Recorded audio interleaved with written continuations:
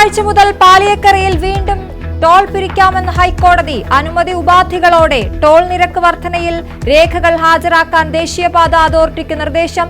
പ്രശ്നം പരിഹരിച്ചാലും കേസ് അവസാനിപ്പിക്കില്ലെന്നും ഹൈക്കോടതി.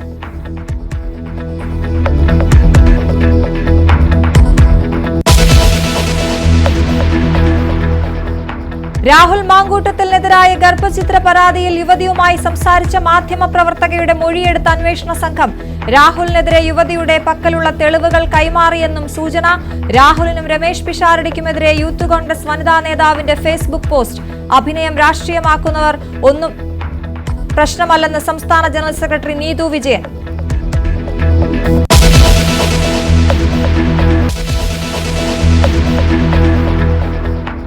ഏഷ്യാ കപ്പിൽ ഇന്ത്യയ്ക്ക് ഇന്ന് അവസാന ഗ്രൂപ്പ് മത്സരം. എതിരാളികൾ ഒമാൻ. മത്സരം രാത്രി 8-ന്. ഏഷ്യാ കപ്പിലെ പാകിസ്ഥാനെതിരെ ICC അച്ചടക്ക നടപടിക്ക്.